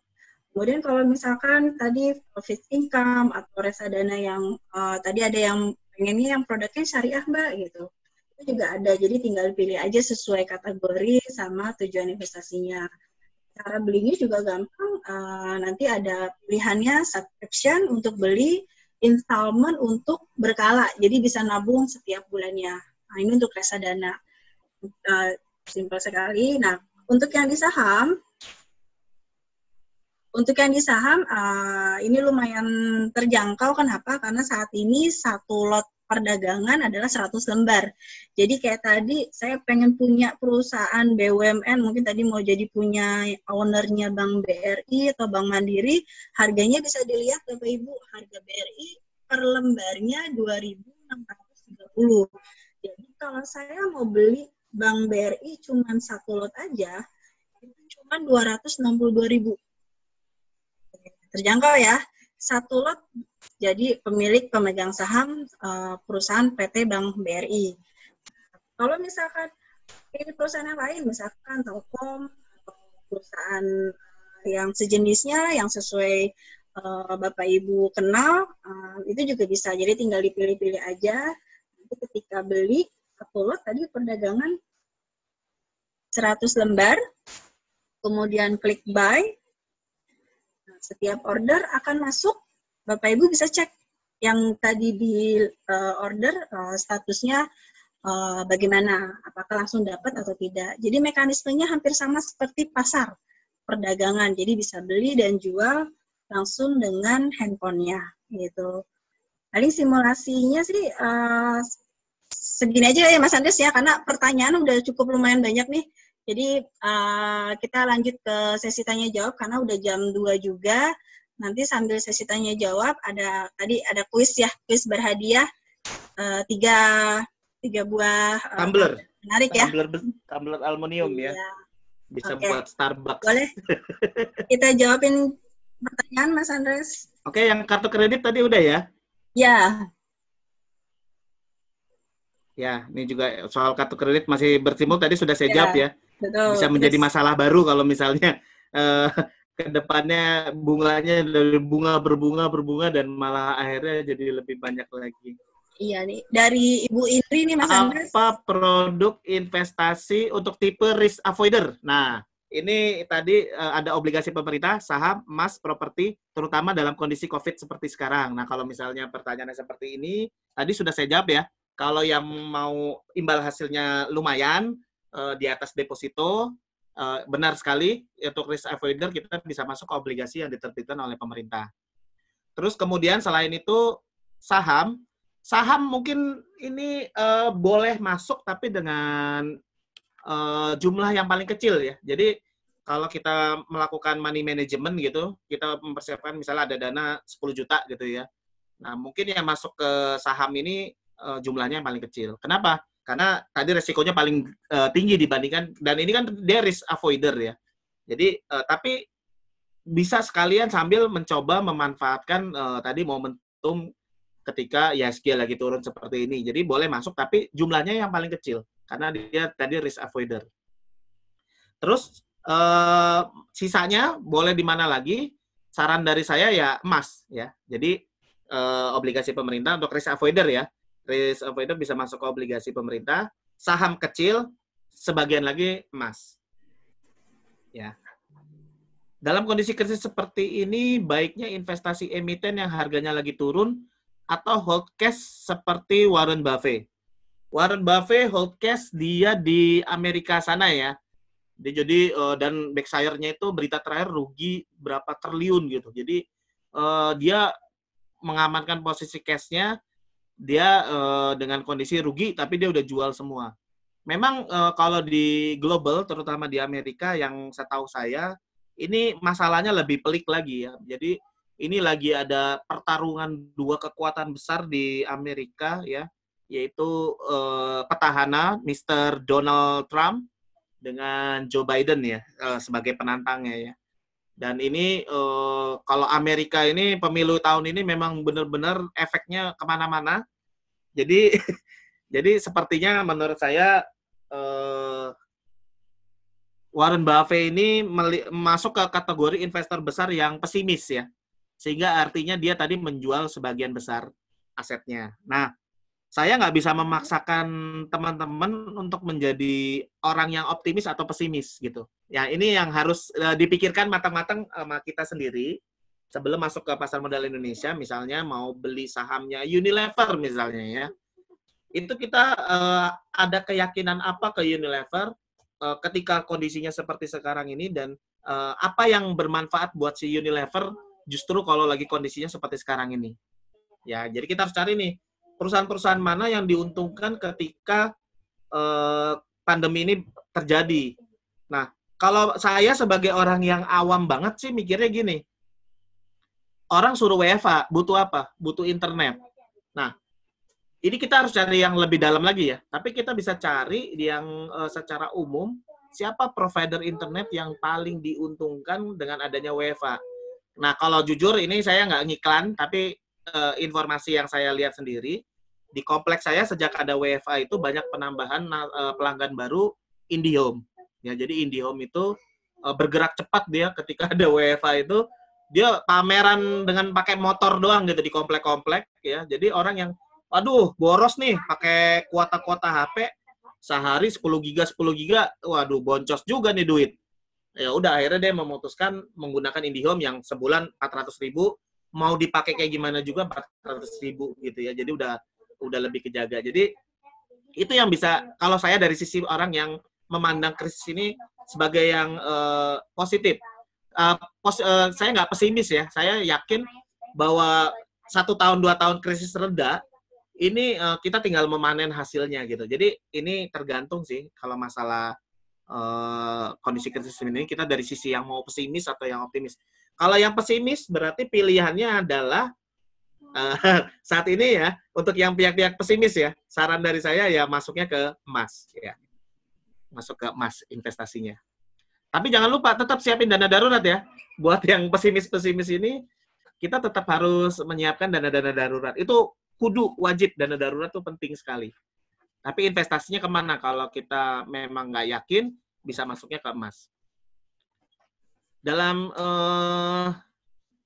dari pengalaman pegang reksadana yang banyak di Sun-nya lambat pertumbuhannya. Betul. Jadi memang kalau misalnya resikonya itu tadi tidak besar, diikuti pula dengan hasilnya juga yang tidak besar. Jadi memang belum ada sih sejarahnya yang bisa menemukan formula untungnya oke banget, tapi resikonya nggak ada gitu ya. Jadi memang di surat utang negara ini kan resikonya kita minimize banget karena dijamin oleh pemerintah, tapi yaitu imbal hasilnya tadi tidak terlalu tinggi. Ya, jadi memang ini cocok buat yang tadi itu risk avoider, tapi masih mau dapat sedikit di atas deposito. Tapi kalau mau dapatnya lebih banyak di atas deposito, ya ini Pak Yosdian ya, Pak Yosdian Adi, berarti kalau mau dapatnya lebih besar, berarti kita harus masuk ke yang risk-nya juga lebih besar, masuk ke obligasinya corporate. Contohnya tadi masuk ke Bank Mandiri, masuk ke PLN, atau mungkin yang tadi murah tuh ACC ya, anak perusahaannya Astra itu ACC, itu kemarin juga dia nerbitin obligasi. Nah, kalau itu dia bisa kasih 9% per tahunnya. Jadi imbal hasilnya cukup tinggi. Tapi itu tadi, karena itu tadi swasta, ada kemungkinan buat gagal bayar. Jadi memang masih belum bisa ketemu formulanya yang bisa kasih setahun 10%, tapi risk-nya sama dengan yang kasih 5% per tahun tuh belum ketemu ya. Jadi memang kita harus memikirkan sekali, kalau target kita di 9%, 10% per tahun, artinya risk yang kita bisa tampung juga akan lebih tinggi dari itu. Teman-teman mau dapat profitnya 50% per tahun, ya berarti risknya kita kali lipatkan lagi. Kalau bahasa dari trader, itu antara profit sama loss itu biasanya 3 kali ya. Jadi kalau misalnya siap rugi 5%, berarti target keuntungannya 15. Kalau kita siap rugi 10%, berarti target profit kita berarti 30%, dan seterusnya. Berarti kali 3. Itu money management dari sisi trader biasanya kayak gitu. Sesuai paparan, from Yuke dulu ya. Investasi apa yang baik dan dananya tidak besar? Investasinya yang baik ini mungkin dari sisi resikonya juga nggak gede ya.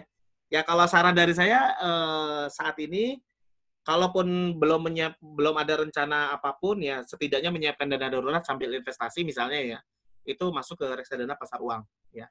Jadi untuk Yuke, dananya ini nggak besar, bisa 10.000 masuk ke reksadana pasar uang, ada yang 10.000, ada yang 50.000, ada yang 100.000. Dipilih aja mau masuk ke reksadana pasar uang yang mana, dan belinya nyicil aja. Lagi ada duit beli, saya untuk sekolah anak saya pun saya masuk ke reksadana pasar uang dengan cara menyisikan seadanya aja. Jadi nggak saya pastikan sebulan saya harus bayar segini. Ya.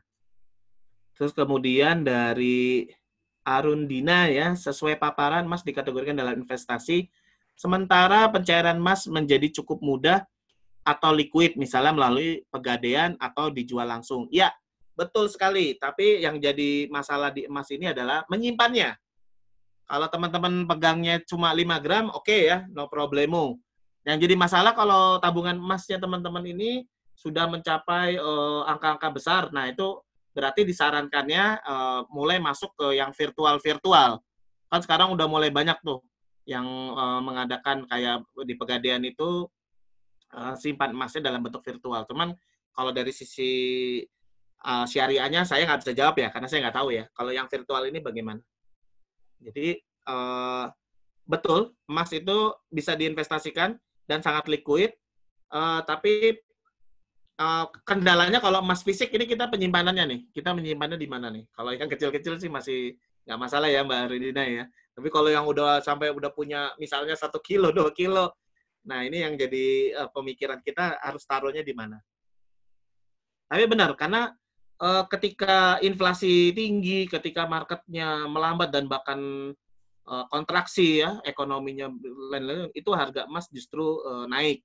Dan yang menarik adalah ada perusahaan yang memproduksi emas itu MDKA itu sahamnya juga ikut naik sih. Jadi ada yang lucu juga, kita nggak beli sahamnya, nggak beli emasnya, tapi saya beli perusahaan yang sahamnya ada di Pasar Modal Indonesia, saya juga bisa menikmati kenaikan harga dengan modal yang bisa lebih kecil lagi. Ya, sahamnya namanya MDKA ya.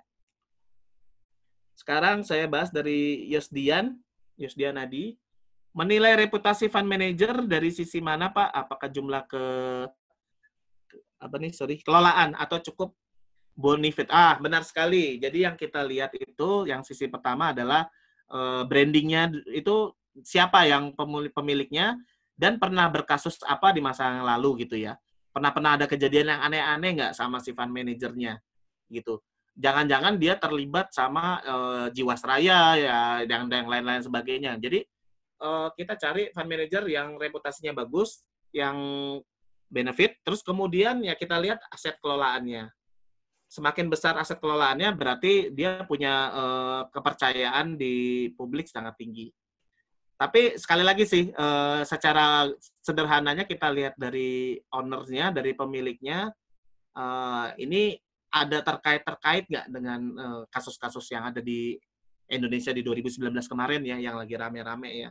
Karena takutnya produknya bagus, fund manajernya terkena kasus, terus ditutup, selesai sudah ya. Jadi ribet penyelesaiannya dan lain sebagainya. Jadi kita cari, nanti saya kalau cerita dibilangin jualan nih, tapi nggak apa-apa ya, boleh ya, bos-bos di sini saya izin ya.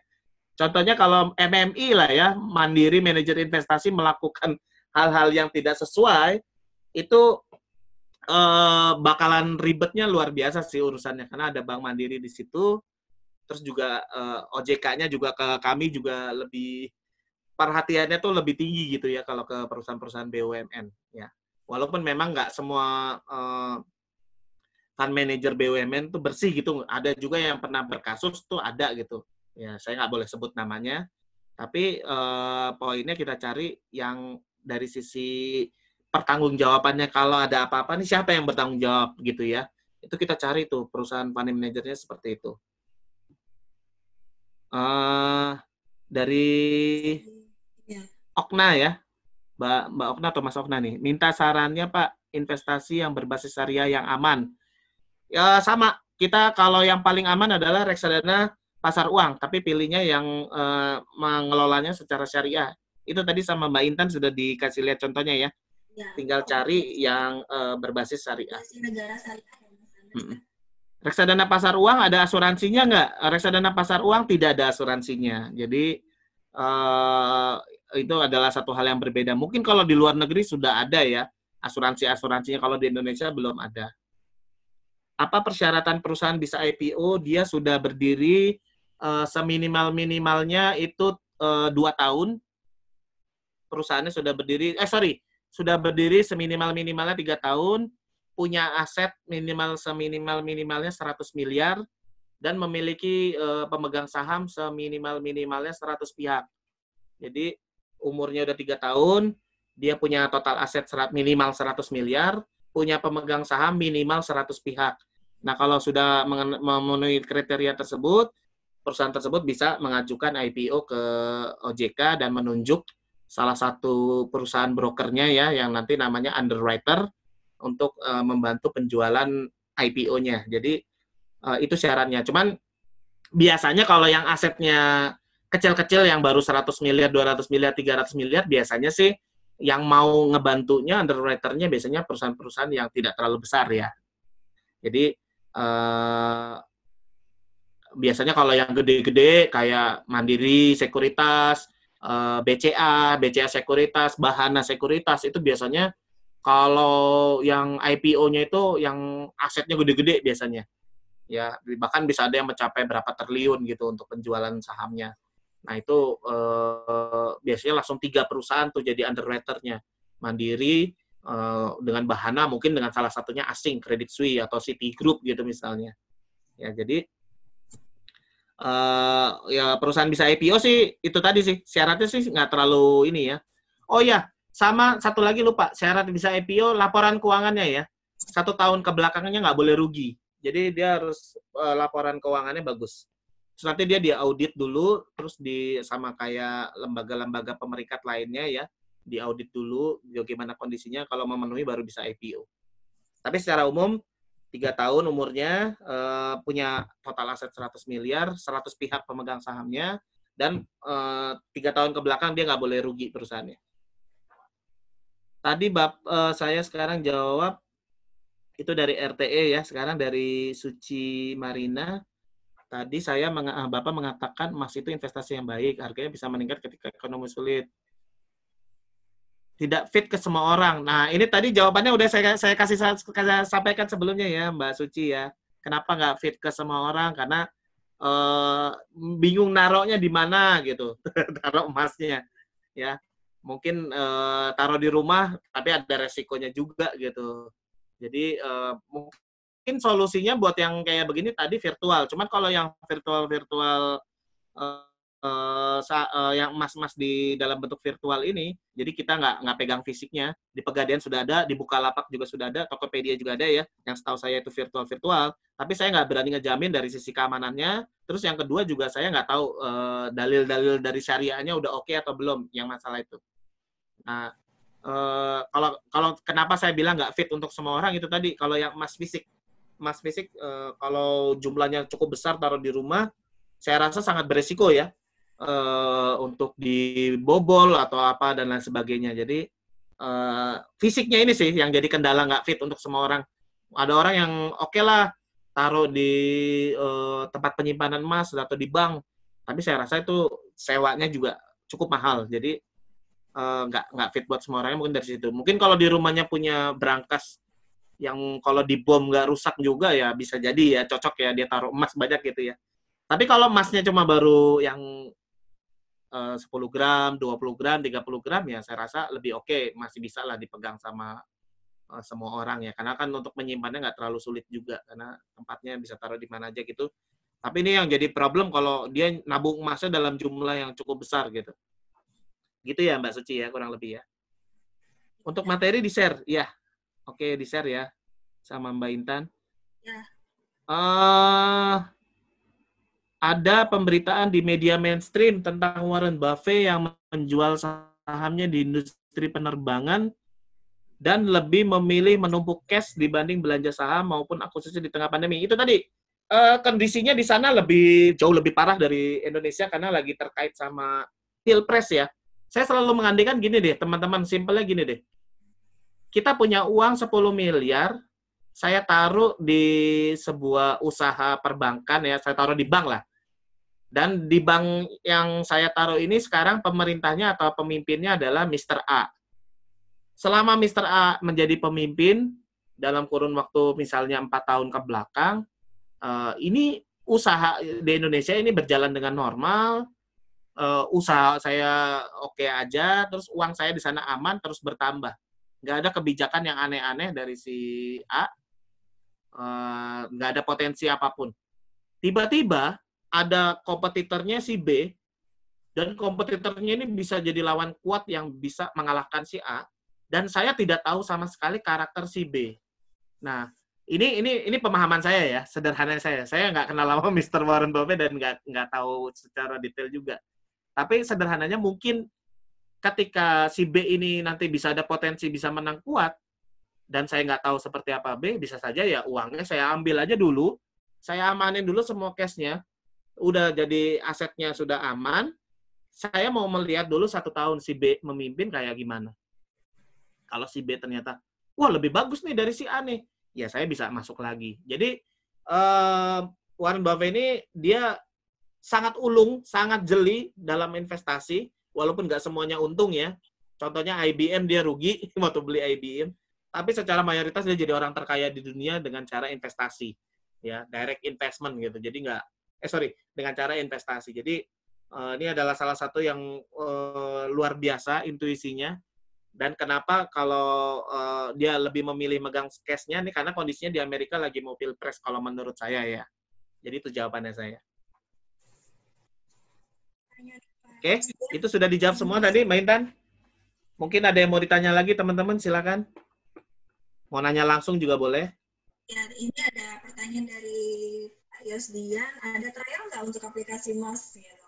Jadi, kita kan saranin trial ya, Pak. Karena kalau kita trial dengan uang bohong-bohongan, kemudian mulai trading dengan atau beli dengan uang beneran, kan pasti akan beda rasanya. Gitu. Jadi, kalau disarankan, ya tadi bisa buka rekening dulu di Mandiri Sekuritas, mulai dengan yang murah dulu, tadi bisa dengan reksadana pasar uang, atau kalaupun beli saham yang blue chip dulu gitu, atau yang perusahaan BUMN bagus. Iya, tadi BRI minimal 200.000 udah bisa beli ya? Iya, satu lot udah cukup murah gitu. Jadi nanti Bapak Ibu di Mandiri Sekuritas sudah full online.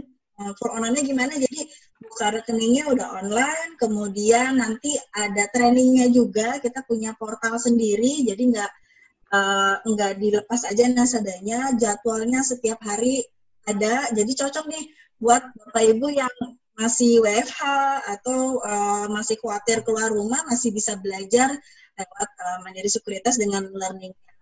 Nah, untuk jadwal trainingnya nanti bisa dilihat di Instagram Mandiri Sekuritas, mandiri_sekuritas.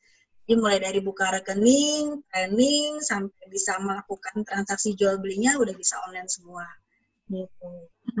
Paling dari Mandiri Sekuritas itu aja, Pak Ihsan mungkin bahkan mudah-mudahan sih teman-teman tertarik atau sudah berani untuk mencoba ya. Tumblernya siapa yang dapetan? Sudah ada kuis ya.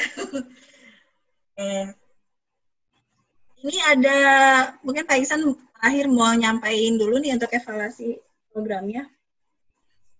Ya baik, dipotong sebentar ya Mbak Intan. Nah untuk teman-teman semua, itu di bagian chat udah ada untuk pengisian evaluasi program. Jadi di situ kita mau evaluasi nih program kita hari ini, supaya kita kedepannya kita lebih maju lagi atau lebih bagus lagi terkait dengan apa sih yang kendala-kendala apa atau tema apa, saran dari teman-teman semua, agar nanti sharing session kita bisa lebih bagus lagi. Teman-teman bisa lihat linknya di bagian chat, nanti bisa diikutin diisi. Oke. Tadi penutup ya, kita tulis nih, boleh siapkan jari-jarinya, nanti kita chat, bisa ditulis jawabannya, simpel banget. Jadi nanti yang paling cepat jawab pemenangnya, nanti kita kirim dan sampainya nggak terlalu lama ya, kembali aktif ke teman-teman. Oke, pertanyaan pertama.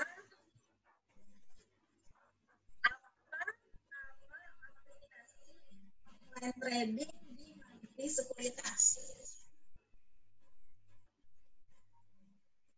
Jawabannya boleh di kolom chat. Apa nama aplikasi online trading mandiri sekuritas? Jadi aplikasi yang bisa di-download di handphone atau di PC-nya. Apa nama aplikasi online trading mandiri sekuritas ya Mbak Intan ya pertanyaannya ya? Boleh dibantu. Waduh. Wah, yang pertama jawab Ibu Ratnasari Dewi ya. Ibu Ratnasari Dewi. Aplikasinya namanya MOST, jadi bisa dilihat di Play Store. Yang kedua, sebutkan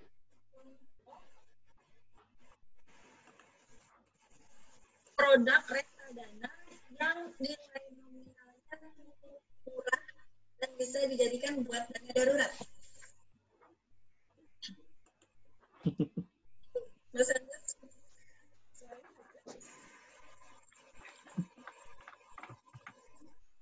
Oke, udah ada yang jawab, Pak Yusdian ya. Reksadana pasar uang. Iya, tadi suaranya putus-putus ya? Putus-putus ya? Mohon maaf, di sini hujan mungkin wifi-nya. Gangguan. Ya, tapi ini ada yang udah jawab benar ya? Ada ya. Ya. Pak, yang pertama Pak Yosdian ya Pak yang dapat. Pertanyaan terakhir. Mas Andres mungkin bisa, kalau sudah kurang jelas ya. Iya. Sebutkan 3 produk pasar modal. Sebutkan 3 produk pasar modal. Ya, 3 ya. 3 aja. Ayo, siapa yang duluan? Lumayan dapat tumbler. Oke, udah ada. Oh. Apa ya? Wah, benar semua ini jawabannya luar biasa. Oke, jadi udah ada 3 pemenang. Tadi Bu Ratnasari, Pak Yosdian, dan Pak Oka. Idenya saya kirim ke teman-teman Pak Iksan. Pak Iksan minta bantuannya ya. Mungkin teman-temannya kalau belum kembali ke kantor bisa ditaruh di mejanya dulu. Jadi bisa kelihatan, oh mejanya udah ada di sekuritas nih. Iya, betul sekali. Ya, terima kasih Mbak atas waktunya dan sharingnya untuk teman-teman di RNI.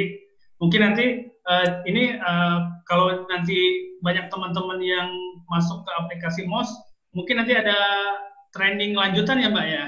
Siap, betul. Ya, nanti akan dibimbing teman-teman semua kalau misalkan ada yang memang langsung mau nanti apply ke Mandiri Sekuritas, nanti bisa dihubungin aja Mbak Intan atau Mas Andres ke nomor yang udah tertera gitu.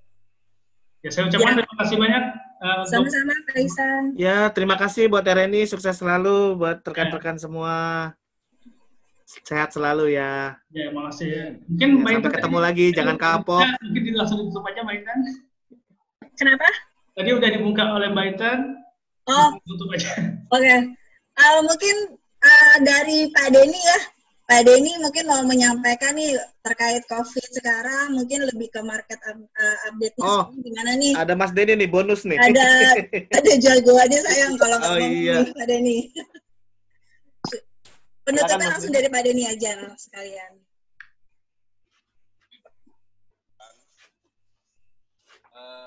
Kalau menurut saya sih COVID ini ya udah disampaikan juga sih sama Mas Andres tadi bahwa di tengah kondisi kayak gitu ya ada beberapa juga perusahaan yang malah bersinar ya. Terus mengenai saat ini harusnya cash atau enggak, kalau menurut saya balik lagi ke tadi ada pertanyaan itu, saya mau menambahkan sedikit, itu tergantung profil masing-masing. Jadi kalau kondisi sekarang itu untuk orang yang investasi jangka panjang, dia kan harus abai sama ini ya, maksudnya dia nggak lihat yang besok tuh turun atau naik, tapi lihat 5 tahun ke depan. Sudah jelas, lagi hujan sih. Bentar, saya besarin. Udah besar. Oke. Udah bagus. Iya, untuk kondisi sekarang itu kalau menurut saya, kalau untuk yang jangka panjang, satu sisi ini kesempatan, tapi mungkin pembeliannya dibagi 3 ya, karena kan kita masih ada beberapa kuartal ke depan. Saya selalu saranin kayak gitu sih ke nasabah yang kebetulan time frame-nya jangka panjang. Tapi kalau untuk yang trading kayak saya, justru kondisi kayak sekarang tuh bagus banget karena naiknya cepat, turunnya cepat, naiknya cepat, turunnya cepat. Jadi di WFH ini kita hampir tiap hari bisa produktif dan bisa menghasilkan gitu. Bahkan biasanya bulan puasa tahun-tahun sebelumnya tuh biasanya market tuh sepi. Sekarang tuh ramai karena orang banyak yang trading. Jadi kembali paling lebih ke situ aja sih. Kalau buat yang jangka panjang dibagi 3 aja, masih ada kuartal 3 sama kuartal 4. Terus kalau buat yang nantinya mau trading atau yang jual beli cepat, kita juga ada trainingnya. Jadi nggak bisa langsung tahu-tahu jadi pinter gitu, ada tahap-tahapannya, dan di Mandiri Sekuritas trainingnya juga gratis, bahkan sampai ke level technical analisa pun yang di luaran mahal di kita free. Mungkin dari saya cuma itu aja, Mbak Intan, karena udah lumayan lama. Takutnya malah nggak ini. Gitu. Oke. Dari saya mungkin sekian aja, Mbak Intan. Terima kasih Pak